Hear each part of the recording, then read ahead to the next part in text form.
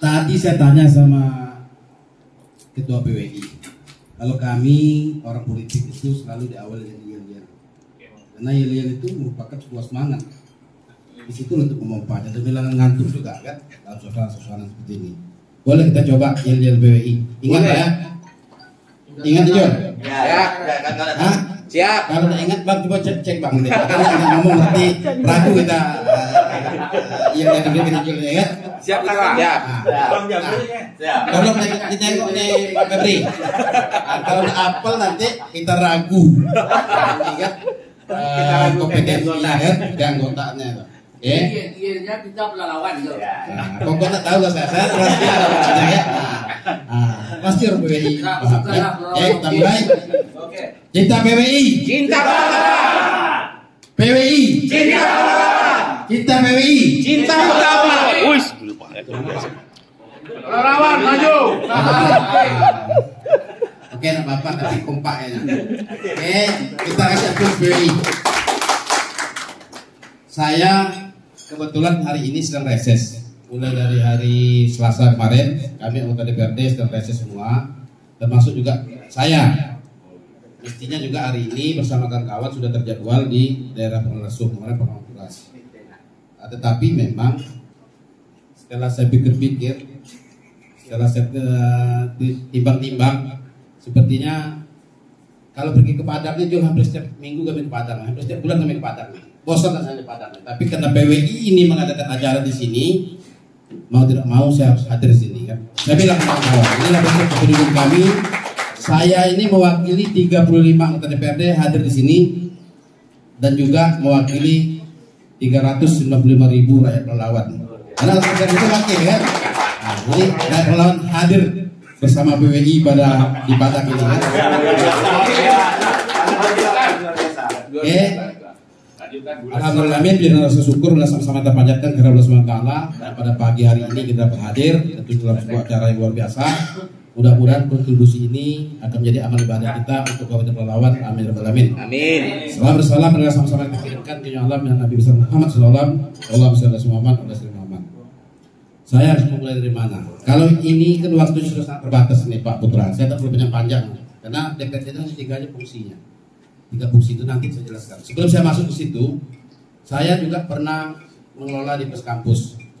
Kalau kawan-kawan ada yang berasal dari UIR, tahu dengan aklamasi, saya 4 tahun di sana dan paham dinamika seorang kewartawanan. 4 tahun di sana dan alhamdulillah alumni aklamasi banyak menjadi wartawan. Tapi saya memilih untuk balik kampung. Jadi pada kesempatan ini, saya ingat begitu kami dilatih menjadi seorang jurnalistik, hanya pertanyaan hanya dulu, kenapa mau masuk jadi pers ini di media ini? Jadi katanya para pendahulu kami yang memberikan motivasi pada waktu itu ada sebuah kata-kata menarik yang dimulai.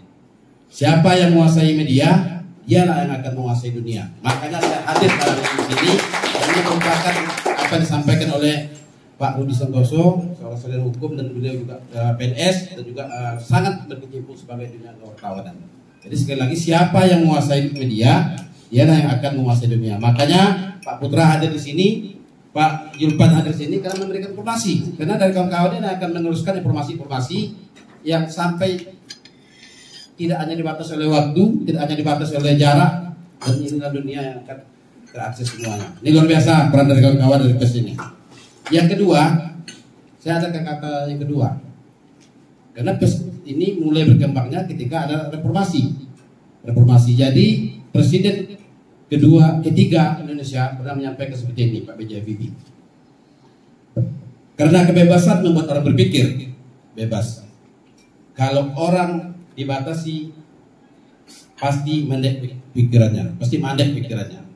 Ini yang luar biasa. Jadi kebebasan itu dimulai ketika awal-awal reformasi kemarin dan dipelopor oleh Pak B.J. Habibie yang memberikan ruang yang lebih banyak terhadap masalah peran pers dalam membangun negeri ini.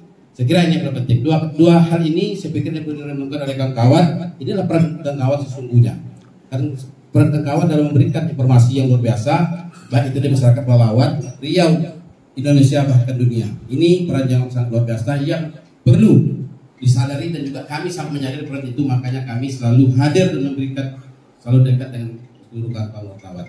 Saya pikir dua hal ini yang perlu dicatat kita. Baik, saya akan memulai. Pak Jul, saya tidak banyak. Saya hanya bicara 3 fungsi. Kita berbicara masalah refleksi. Refleksi 1 tahun pemerintahan Pak Zulkifli Nazar. Saya kira ini jelas. Apa yang disampaikan oleh Bang Zulfan, ini peran dari pemerintah dan juga ada peran juga dari DPRD. Sebab DPRD itu termasuk salah satu penyelenggara daerah, penyelenggara pemerintahan yang ada di daerah. Dan ini diatur dalam Undang-Undang Nomor 23 Tahun 2014 tentang pemerintah daerah. Jadi setiap gerak dan langkah pasti akan dibicarakan bersama antara pemerintah daerah, dalam hal ini bupati bersama DPRD. Semuanya harus ada persetujuan, kecuali refocusing kemarin yang sudah saya teliti melalui tesis kemarin kan. Jadi kecuali itu, yang lainnya tetap, baik itu mengenai budgeting, baik itu mengenai pengawasan maupun juga mengenai legislasinya. Jadi saya mau sampaikan sama kawan-kawan, DPRD itu hanya mempunyai 3 fungsi. Pertama, ada fungsi penganggaran, fungsi budgeting. Fungsi budgeting ini dasarnya mana?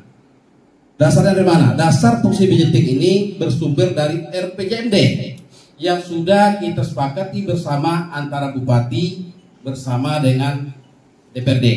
Ini adalah RPJMD yang merupakan hasil dari pembahasan bersama, sehingga ini merupakan penjabar dari visi misi bupati, janji politik bupati yang termuat di dalam rangka induknya. Ini pedomannya Bapak-bapak semua. Artinya hari ini pemerintah Bupati Zulkifli dan Nazar ini sudah melaksanakan itu, dan alhamdulillah berkat sinergisitas. Ini kan bicara sinergisitas ini, kebersamaan, bahasa lainnya kebersamaan antara bupati dengan DPRD, lahirlah yang namanya RPJMD. Dan ini perlu diapresiasi, RPJMD Pelalawan itu kami selesaikan dalam jangka waktu 2 bulan dan tercepat di Indonesia. Ini membutuhkan sinergi. Kalau di tempat lain itu ada 6 bulan. Batas waktu yang diberikan oleh undang itu adalah 6 bulan. Bahkan ada yang sudah dikasih lampu kuning, bahkan mendekati lampu merah baru pengesahan. Ini akibat apa? Karena pola hubungan antara pemerintah daerah, bupati bersama DPRD-nya tidak jalan yang baik. Tapi Pelalawan bukan berarti kami tidak mengkritisi. Ketika menyusun RPJMD ini kami kritisi dengan sangat luar biasa, dengan kami undang para pakar di belakang kami. Inilah yang membuktikan bahwa kita tegak lurus sesuai dengan apa yang menjadi janji politik bupati, kita tuangkan secara bersama-sama di sana. Ini adalah, disinilah dasarnya bersumber apapun yang menemukan ketika kita menyusun APBD. Ini pertama, RPJMD kita selesaikan dalam waktu 2 bulan pembahasan dan ini menjadi Perda RPJMD. Selanjutnya kita masuk APBD. Ini fungsi budgeting. APBD Kabupaten Pelalawan tahun 2021 ketika 1 tahun pemerintahan Pak Bupati ini, Pak Zulkifli dan Pak Nazar, Bupati dan Bupati, ini juga kita selesaikan pada waktu. Apa yang membuktikannya? Kita buktikan ketika sesuai dengan Permendagri di akhir bulan November APBD sudah selesai. 30 November APBD sudah selesai. Di awal bulan 14 hari dilakukan review di provinsi, setelah itu di pertengahan bulan Desember tahun 2021 ini sudah ditetapkan menjadi Perda APBD. Ini membuktikan kalau seandainya kita ada tidak sinergi dalam hal ini, dipastikan APBD-nya akan molor seperti ada di tempat lain. Alhamdulillah, Pelalawan kita boleh berdinamika, kita boleh memberikan masukan seperti apa yang disampaikan oleh Bang Julfat tadi, tetapi kita selalu mengementingkan apa yang namanya kepentingan masyarakat di atas segala-galanya, walaupun warna berbeda kita ada persoalan. Itu hanya dinamika. Ini alhamdulillah kita buktikan bahwa kami sepakat di DPRD menuntaskan APBD ini selesai dengan tepat waktu. Ini membuktikan bahwa kita akan merefleksi 1 tahun ini, kita 1 tahunnya. Nah, ini yang pertama di fungsi penganggaran. Selanjutnya di fungsi legislasi. Di fungsi legislasi ini kerja DPRD itu adalah membuat perda yang berkaitan dengan kepentingan masyarakat yang notabene ini merupakan pembahasan secara bersama antara pemerintah daerah bersama juga DPRD. Perda ada dua. Yang pertama ada perda yang bersumber dari pemerintah daerah. Ini perda rutin, perda APBD, perda-perda yang mendukung kegiatan pemerintah daerah. Ini bersumber dari pemerintah daerah. Ini juga diselesaikan. Kita selesaikan tugas ini melalui pansus-pansus yang ada di DPRD, sehingga memang ini juga selesai dengan tepat waktu. Selanjutnya juga ada perda yang merupakan inisiatif dari DPRD. Kami mau sampaikan sama kawan-kawan, usia Kabupaten Pelalawan ini sudah hampir Oktober ini 23 tahun. Kita pada periode-periode sebelumnya perda inisiatif sangat terbatas, apalagi di awal-awal kabupaten kemarin tidak ada sama sekali.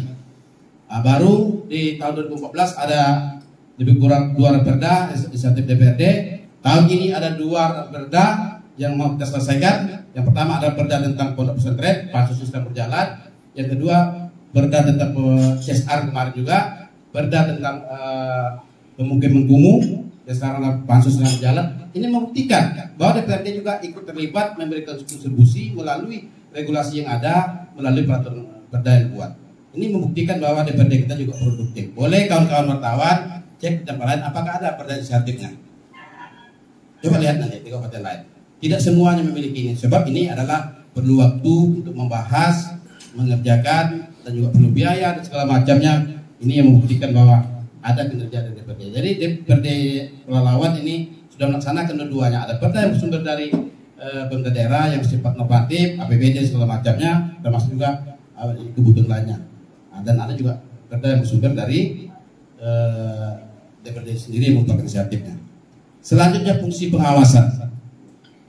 Fungsi pengawasan, bapak-bapak, kawan-kawan semua, fungsi pengawasan ini jangan dipikir kami ini tidak melakukan pengawasan terhadap gerak dan langkah dari pemerintah daerah. Tapi kami tentunya ada pedoman. Ada pedoman, tidak sembarang awasi juga. Yang pertama yang kita awasi itu, pertama ini adalah apa yang sudah kita muat dalam perda APBD. Ini kita awasi, kita turun ke lapangan, kita berikan masukan melalui RDP, melalui rapat dengar pendapat, juga melalui kegiatan-kegiatan lainnya turun ke lapangan. Ini bentuk juga bentuk pengawasan dari DPRD. Selanjutnya juga yang tak kalah pentingnya adalah pengawasan yang baru-baru diselesaikan. Mungkin kawan-kawan tahu beberapa hari yang lalu kita baru mengesahkan paripurna tentang LPJ Bupati. Ini setiap kinerja Bupati ini ada 2 tahapan. Pertama ada LKPJ, lapor pertanggungjawaban kinerja. Ada LPJ, lapor terhadap keuangan. Kalau LKPJ kami mengawasi terhadap kinerja APBD yang sudah dibuat, yang dilakukan oleh para OPD. Ini kita paripurnakan, nanti kita sampaikan dalam bentuk rekomendasi. Baik itu tahapan-tahapan yang sudah dilakukan. Yang kedua LPJ. Mungkin kamu lupa, LPJ ini di mana sumbernya? Sumbernya adalah audit dari BPK. Sumbernya adalah audit dari BPK. Artinya pada hari ini 1 tahun refleksi masa kepemerintahan Pak Zulkifli Nazar ini sudah dilakukan audit keuangan oleh BPK yang ini diberikan penilaian dalam bentuk WTP. Wajar pengecualian, Wajar tanpa pengecualian. wajar Tanpa pengecualian WTP. Di bawahnya ada WTP. Ini sudah diaudit kemarin, sudah sampaikan dan sudah kita teliti. Kemarin baru kita sahkan juga. Ini masukan masuk dari BPK, kita undang, kita dalam bentuk pengawasan BPK mengembalikan ke DPRD mana-mana yang merupakan temuan yang harus ditindaklanjuti dalam waktu 60 hari. Ini fungsinya kita panggil. Makanya kemarin setelah itu kita paripurnakan, kita berikan rekomendasi, kita diskusikan secara bersama-sama dengan seluruh OPD mana-mana yang perlu dikembalikan, mana-mana yang menjadi temuan ini harus dikembalikan, baik itu administrasi maupun kejabat yang lainnya. Ini artinya 1 tahun masa pemerintahan Pak Zulkifli Nazar ini sudah berjalan sesuai dengan apa yang jadi alur patut yang diberikan oleh undang-undang. Jadi bapak-bapak, kalau bentuk-bentuk pengawasan lainnya saya pikir ini dalam bentuk pengawasan yang sifatnya normatif dan juga dalam bentuk-bentuk pengawasan yang dilakukan fungsi yang melekat terhadap anggota DPRD. Jadi saya kira memang saya pikir kalau hari ini banyak hal-hal yang belum tercapai, tentunya ini harus ada sebuah perubahan terus, perbaikan terus, sama-sama kita saling mengingatkan. Dan kawan-kawan wartawan, kawan-kawan pers ini sangat berperan di sana. Sebab demokrasi kita ini adalah negara yang sistem demokrasi sangat berpedoman secara merupakan pilar yang salah satu juga PES ini punya peran penting dalam memberikan autokritik terhadap pemerintah daerah. Saya pikir ini yang paling penting yang saya sampaikan pada kawan-kawan semua. Mudah-mudahan nanti karena waktunya hari Jumat terbatas, kalau ada diskusi ya silakan disampaikan. Tetapi saya menilai apa yang dilakukan oleh pemerintah daerah ini sudah melakukan upaya-upaya yang terbaik dalam rangka untuk melakukan pembangunan daerah ini. Kalau memang ada kekurangan sana sini, ini yang perlu kita lengkapi karena memang keterbatasan anggaran, keterbatasan SDM dan yang lain, dan juga keterbatasan jaraknya juga sangat mempengaruhi terhadap pencapaian apa yang dilakukan oleh pemerintah. Saya kira ini masih normatif dan ini perlu kita dorong pada masa-masa berikutnya. Mungkin ini yang perlu saya sampaikan kepada kawan-kawan semua. Nanti kalau ada mau diskusikan ya silakan, karena temanya kan terbatas ya, sinergisitas. Ya, sinergisitas ke sinergi saja kan. Nah, ya sudah kita lakukan. Ya Pak Julpan kan. Nah, kalau ada kritik kan biasa saja. Saya turut itu kan posisi kita. Dan saya yakin Pak Bupati kita juga orangnya orang organisasi, sangat paham dan beliau tidak anti kritik terhadap pembangunan. Selanjutnya juga tadi apa yang disampaikan oleh Bang Edward, ini sebetulnya luar tema, tapi tidak apa-apa lah kan, tidak apa-apa lah terkait dengan tanah ibu. Ini yang menjadi apa? Dan saya mau sampaikan, hari ini kita sudah masuk semester kedua, mau akhir semester kedua untuk tahun ini. Tetapi serapan APBD kita masih sangat terbatas ya Bang ya, masih di antara 30%. Ada juga sedang melakukan tender lelang proyek. Tetapi ada satu kendala yang hari ini yang mungkin harus kita pecahkan bersama-sama karena pembangunan kita ini sangat butuh yang namanya Galense dan Timbun. Nah, kalau seandainya ini tidak dapat, memang ini sangat mempengaruhi terhadap masalah capaian pembangunan, realisasi pembangunan di akhir. Kita hanya punya waktu 4 bulan lagi. Sementara jalan butuh tanah timbul, bangunan yang lainnya butuh tanah timbul. Makanya kemarin saya mau sampaikan sama kawan-kawan, kita Pak Bupati bersama Forkopimda sudah melakukan rapat saya bersama 2 malam yang lalu di kediaman Pak Bupati. Kami hadir semuanya, Pak Bu Kejari, Pak Kapolres, ya, ada yang mewakili Pak Kapolres, terus juga ada Ketua PN, Dandim, Pak Bupati sendiri, Pak Sekda, sudah diskusi misalnya ini. Tapi memang aturan itu sangat rigid, sangat saklek, sangat tidak dinamis itu. Jadi memang terkait selatan tanah timbul ini, Presiden sudah memberikan instruksi ke Gubernur supaya dilakukan yang namanya nanti mengatur regulasi. Nah, tetapi memang hari ini Gubernur sedang membuat tata kelola terhadap bagaimana proses perizinan terhadap tanah timbul ini. Ya, dan kemarin kita sepakat dari Forkopimda melalui Pak Bupati nanti akan menyurati Pak Gubernur melalui Dinas Perizinan Terpadu Tutup itu untuk bagaimana menegosiasikan, mempercepat proses perizinan sehingga ini salah satu yang keluar terhadap setiap pembangunan kita berkaitan dengan timbul. Itu Pak Edward. Sudah ada langkah-langkah. Ada 3 kemarin kita bahas, termasuk juga PT TUM yang harinya sedang hangatnya kan, PT TUM kalau kapan. Kita sepakat. Saya sepakat. Ini harus diabut PT TUM ini. Kita harus mengepentingkan kepentingan lain. Dan juga kemarin juga kita kawan-kawan juga di Forkopimda juga memberikan masukan terhadap ini. Kalau memang ada pelanggaran yang sudah dilakukan di sana, ya kita tindak. Dan kami mendukung sepenuh langkah yang dilakukan oleh pemerintah daerah dalam hal Bupati melalui PPNS-nya yang sudah turun ke Pulau Kampar, sudah melakukan juga penyegelan dan juga di DPRD Pelalawan khusus di level 2 kemarin ke betul reses saya minta juga kawan-kawan untuk turun ke lapangan. Alhamdulillah kemarin sudah bersama masyarakat sudah turun ke lapangan untuk menghentikan aktivitas PT TUM karena ini sudah dicabut perizinannya. Saya kira ini jelas kami mendukung ini semua supaya juga rakyat kita terserah dalam persoalan ini. Karena juga ada gambut. Nah, seperti yang sampaikan oleh Bang Julpan tadi, Pulau Mendul ini sudah sama-sama kita sepakati sebagai food estate, sebagai daerah penghasil beras. Tidak boleh ada sawit di sana. Saya sampaikan sama kawan-kawan, mau tulis ya silakan. Food estate itu di sana kita mau jadikan pulau ini adalah pulau delta. Pulau dibentuk oleh endapan. Ini Pulau Mendul ini yang dinamakan Pulau Penyangga ini. Jadi memang tanahnya subur. Tetapi kalau ada tanaman-tanaman lain tidak kita jaga lingkungan, dipastikan erosinya akan rusak semuanya, apalagi sawit. Saya juga sangat tidak setuju di Pulau Mendul ini ditanam sawit. Kita fokus kepada pertanian karena BUMD kita sedang berkonsentrasi di sana, masyarakatnya juga di sana, pemerintah pusat juga di sana. Ini sama-sama kita perlu Dan ini Bang Yupan, saya selalu diskusi dengan kawan-kawan bahwa memang ke depannya kita mau membentuk zona bila perlu diperdakan, bahwa kawasan Pulau Mendul ini hanya ada 2 tanaman di sana, ada padi dan ada kelapa. Saya pikir ini ini perlu kita pikirkan bersama-sama sehingga regulasinya jelas. Yang penting ada sesuai dengan kearifan lokal dan masyarakat kita sana. Ada 2 hal tanaman, padi dan kelapa. Tinggal kita solusi kelapanya melalui apa yang perlu kita undang investor untuk membangun bagaimana caranya untuk meningkatkan ekonomi masyarakat di sana. Mungkin melalui pabrik segala macam ini perlu kita pikirkan bersama-sama nanti. Ini tugas kita, saya kira. Saya kira mungkin itu yang perlu kami sampaikan pada kesempatan ini, kawan-kawan. Kiranya kami sangat berharap perannya, mudah-mudahan nanti kawan-kawan ini menjadi penyeimbang, independensinya dijaga, berikan kritikannya bersifat membangun dan ini juga bersifatnya data. Kami juga DPRD tidak anti kritik. Silakan kawan-kawan PWI mau kritik ya silakan. Kita terima dan kita masukkan juga. Dan terima kasih kepada PWI selama ini juga banyak memberikan masukan juga kepada kami. Dan juga kami perlu menyampaikan juga sama kawan-kawan, perlu juga penataan terhadap wartawan relawannya Pak. Perlu juga kawan PWI juga ini penataan terhadap wartawan ini. Hampir 200 wartawan, kadang udah mau raya bingung. Mau raya menantar bingung juga kan. Kawan, saya datang sini bentuk apresiasi saya. Tapi ini saya datang tadi jam 5 subuh nih Pak Jor. Jam 5 subuh, saya punya 3 supir, sekarang saya suruh tidur ketiga-tiganya.